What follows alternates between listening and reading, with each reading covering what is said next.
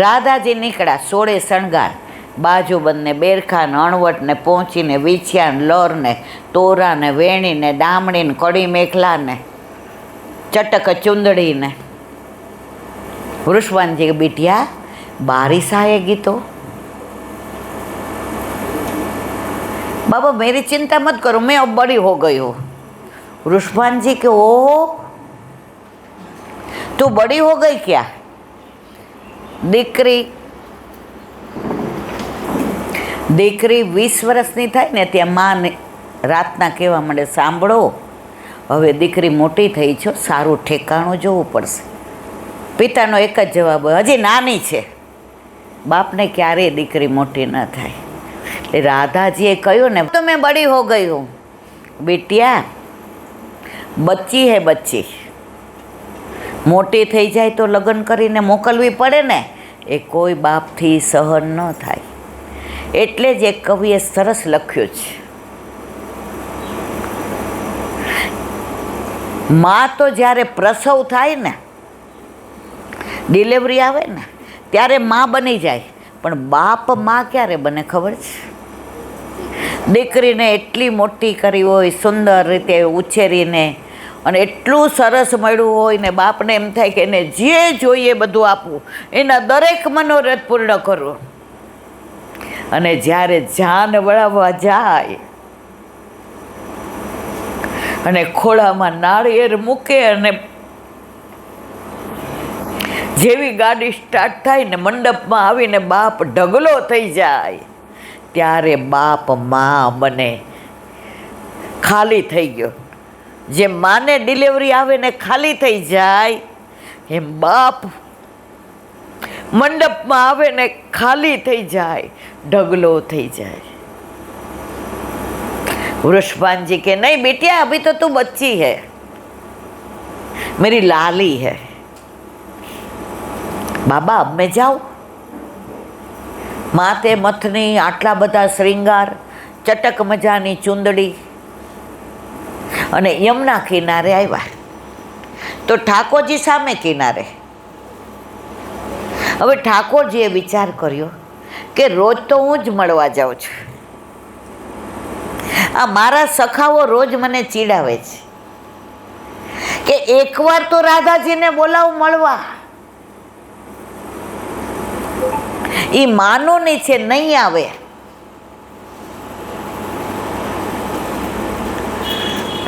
હવે ચેલેન્જ આપે એટલે ઠાકોરજીને એમ થયું કે ભાઈ વાત તો સાચી છે.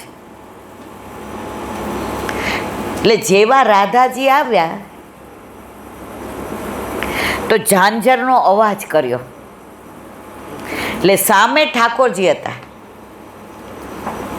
ઝાંઝરનો અવાજ આવ્યો એટલે ઠાકોરજીએ જે પોતે ઉપરનો લાલ કલરની ચુંદડીનો ધારણ કર્યો હતો એને આમ ફેરાવ્યો. હું આવી ગયો છું, હું તમારી ક્યારનો રાહ જોઉં છું. એટલે સામનેજીએ કીધું પધારો. પ્રભુએ ઉપરનાથી ઈશારો કર્યો, આજે આપ પધારો. હવે બધા સખાઓને પ્રભુએ કીધું તો તમે જાઓ. તો કે લાલા આજે જોજે હો. સમજ્યા ને બધાય? નથી સમજ્યા? સખાઓએ કીધું આ ચેલેન્જ છે કે તું જ હારી જવાનો ને તું જ જવાનો. રાધાજીની સખીઓ કે જો સામેથી જવાય નહીં હો આપણે. રાધાજી કે કોઈ દી ગઈ છું? તો કે હવે અમે જઈએ. જાઓ. અહીંયા રાધાજી એકલા, સામે ઠાકોરજી એકલા.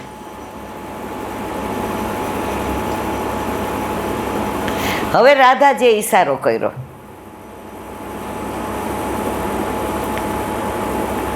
આ ચુંદડી નવી છે, જુઓ. આ વરસાદ ઝરમર વરસવાનો ચાલુ થયો. પ્રભુ કે એટલે જ કહું છું, દરેક ઋતુમાં હું તમને મળવા આવું છું.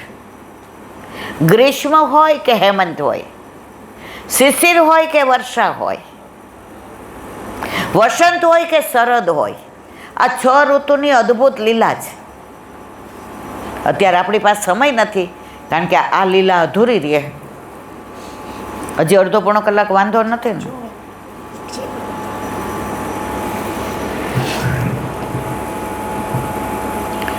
રાધાજીએ કહ્યું, પ્રભુ પધારો. ઠાકોરજી ઉપરણાથી આમ કર્યું કે આજે આપ પધારો. હવે રાધાજી સમજી ગયા કે આજે પ્રભુનું મુખારવિંદ, પ્રભુનું મારી સામે ભાળવું એટલે કે જોવું, પ્રભુના હાવભાવ, પ્રભુની બોડી લેંગ્વેજ, આજે પ્રભુ મારી પાસે મને નથી આવવાના, પણ મને એની પાસે બોલાવે છે. રાજાજીએ ઠાની લીધું, ન ભૂતો ન ભવિષ્યતિ, હું સામેથી સામા કિનારે જઈશ અને ઠાકોરજી કે હું સામે આવીશ નહીં. હવે આગળ સાંભળવું જ શું થયું.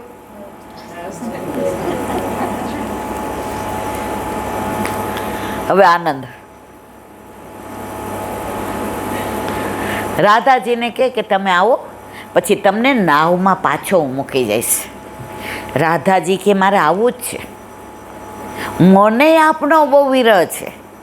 વરસાદ હમણાં તૂટી પડશે, વીજળીના ચમકારા થાય છે, ચારે બાજુ મોર ટવકા કરે છે, આપણી પાસે આવીને કલા કરે છે, પપીહા પહુ પીહુ બોલે છે, કોયલ કોહો કોહો બોલે છે.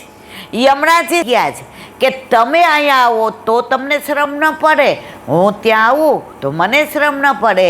યમુનાજી પ્રભુ અને સામનેજીના સુખનો વિચાર કરે એવું બીજું કોઈ કરે નહીં. અને આપણા સુખનો પણ યમુનાજી જ વિચાર કરે. આપણા યમુના મૈયા છે. નેહ કારણ શ્રી યમને પ્રથમાઈ. પેલા યમુનાજી આવ્યા છે, પછી ઠાકોરજી વ્રજમાં પધાર્યા છે. હવે એટલી બધી વડછડ થઈ એની વાત નથી કરવી, ખાલી 3 લીલાની વાત કરો. સામનેજી કે બાબુ આવું, પણ મારો ઝાંઝરનો અવાજ આવે ને તો મારી સખીઓ સાંભળી જાય અને એ બધી આવી જાય તો આપને મને મળવાની મજા આવશે, આનંદ આવશે. પ્રભુ કે ના, એકલા જ. સમજ્યા બધાય કે ના સમજ્યા?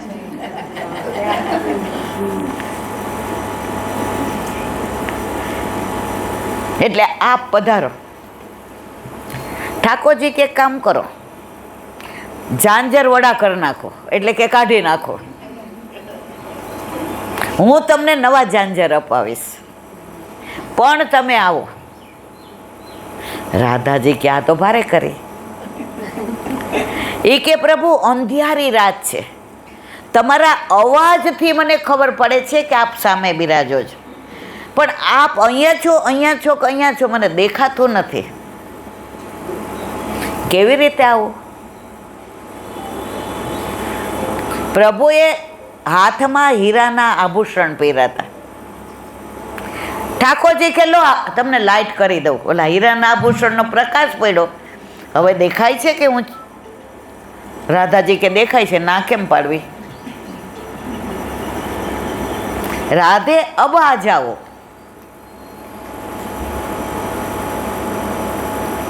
રાધાજી કે પ્રભુ આપ દેખાણા તો ખરા, પણ માથે આ મયની મટકી છે, એ લઈને હું કેવી રીતે આવું? મયની મટકી ત્યાં મૂકી દો, હું બીજી તમને આપીશ. અદ્ભુત લીલા છે, સવાર સુધી ચાલે એટલી. પણ હું એટલું બધું વર્ણન, મારે જે સત્વ કેવું છે હમણાં તમને સમજાવું. અંદરનું તત્વ શું છે? અંદરનું તત્વ કે આપણા જીવનમાં આ લીલાનું અનુસંધાન શું છે મારા વાલા? હવે રાધાજી સમજી ગયા કે પ્રભુ આજે મને મળવા આવવાના જ નથી, તો પ્રભુ પરમ ચતુર સુજાન, તો સામનેજી એનાથી પરમ પરમ ચતુર સુજાન. પ્રભુ એને વશ છે, પ્રભુ રાધાજીને વશ નથી. હવે છેલ્લે રાધાજીએ છેલ્લો, એને ખબર હતું આમાં તો પ્રભુએ આવવું જ પડશે. ત્યારે છેલ્લે રાધાએ કહ્યું, પ્રભુ જલ્દી આવો, જલ્દી આવો, જલ્દી આવો. ઠાકોરજી કે કાવ ભયો, કાવ ભયો, કાવ ભયો. અરે હું ત્યાં આવવા માટે પગ ચરણ આગળ ધર્યો, ત્યાં નાકમાં જે નકવેસર છે એ મારી ઓઢણીની લટની અંદર ભરાઈ ગઈ છે. મારી જ્યાં લટ છે એ આમાં ઉલઝાઈ ગઈ છે, નકવેસરમાં. સમજાય છે બધાને મારી વાત? ગૂંચ પડી ગઈ છે. તો કે કાઢી લ્યો ને. પ્રભુ મારાથી નીકળે એમ નથી ને મને એટલું ખેંચાય છે કે કદાચ મારા પ્રાણ નીકળી જશે. પછી ઠાકોરજી ઊભા રહીએ. ત્યાંથી ને એવા દોયડા અને આવીને સામનેજીની લટ જે મોતીની નકવેસરમાં ઉલઝાઈ ગઈ હતી, પ્રભુએ એક એક વાળ અંદરથી ને કાઢીને એ લટને એવી સુલઝાવી દીધી કે સામનેજી કે આપ હારે હમ. સમજાયું બધાય? હવે આનું જે કહેવું છે તે મારે આ તાત્પર્ય છે. આપણા જીવનમાં ઘણીવાર ઘણી વ્યથાઓ આવે, શારીરિક, માનસિક, આર્થિક, સામાજિક, કૌટુંબિક. એટલા મૂંઝાઈ જાય, કાંઈ રસ્તો ન મળે, બધા આપણને તાના મારે. આપણને એમ થાય હવે શું કરવું, કોઈ રસ્તો નથી. તમારી લટ જીવનની ગમે એવાની અંદર ઉલઝાઈ ગઈ હશે ને, ઠાકોરજીનું સામર્થ્ય છે કે તમારું બધું ઉલઝાયેલું સુલઝાયેલું કરી જ દેશે. પણ એમાં દ્રઢ વિશ્વાસ, રાધાજીને દ્રઢ વિશ્વાસ હતો કે અત્યાર સુધી બધા બાના કાઢ્યા તો પ્રભુ ના આવ્યા, પણ જ્યાં હું ઉલઝાઈ ગઈ ત્યાં સુલઝાવા તો પ્રભુ પધાર્યા જ. તો મારા વાલા, આપણા જીવનમાં પણ જ્યારે ક્યાંય ઉલઝાઈ જાઓ, જ્યારે મૂંઝાઈ જાઓ, જ્યારે કાંઈ રસ્તો ન મળે, મને તો વિશ્વાસ છે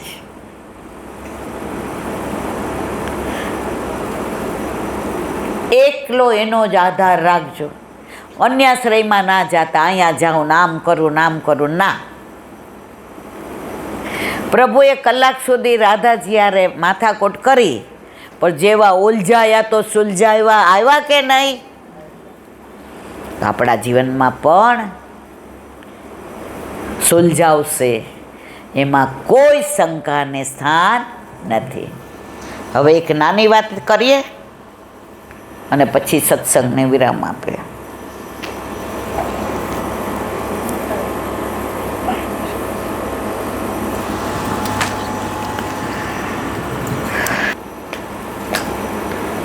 આપણા જીવનની હકીકત, આપણા જીવનની સત્યની બાજુ. એક રાજા હતો, એને એક કુંવર અને કુંવરી હતા, અને એને એના ગુરુદેવ પર પૂરો વિશ્વાસ હતો. કાલે ગુરુ પૂર્ણિમા છે ને, આપણામાં ગુરુ પૂર્ણિમા કઈ? પવિત્ર બારસ. કારણ કે આપણે બધા પુષ્ટિ માર્ગીએ છીએ. આજે વ્યાસ પૂનમ, આવતીકાલે કચોરી પૂર્ણિમા. અને આજે શું છે ખબર છે? આખા વર્ષમાં આજે એક દિવસ ઠાકોરજીને વનમાલા ધરાય. આપણા પુષ્ટિ માર્ગમાં આપણા ઠાકોરજીના માળાજી બનાવીએ એમાં સાચા ફૂલ જ આવે, જેમાં સુગંધ હોય. મોગરો, ગુલાબ, કોયલ, વાસંતી, જાય, જુઈ, કેતકી, ચમેલી, આપણે ઓલા કરેણના ને ફલાણા ને ઢીકણા ને ગોટા ને એવું બધું આપણામાં નહીં આવતું. હવે આજે કેમ એક દિવસ વનમાલા ધરાય? વ્રજમાં 192 વન છે, એમાં 96 વન સાચા પુષ્પોના છે. હવે અત્યારે તો બધું ધીમે ધીમે કળિયુગનો પ્રભાવ થઈ ગયો છે. તો ઠાકોરજી જ્યારે વલ્લભે મંદિરમાં પાટ નહોતા બેસાડ્યા શ્રીજી બાવાને, ત્યારે બધાની સાથે ખેલતા, બધા લઈ આવે તો અરોગતા. તો બધી વનરાઈઓ, પુષ્પો, વૃક્ષો, વેલીઓ એ બધાને પ્રભુનો સ્પર્શ મળતો. કોક વાર આમ લટકી જાય, કોક વાર નીચે ઓલા પાંદડા પડ્યા હોય એમાં ચાલે, કોઈક વાર ઓલા પુષ્પ હોય તો કાનમાં ભરાવી દઈએ. તો બધાય રાજી રહેતા હતા.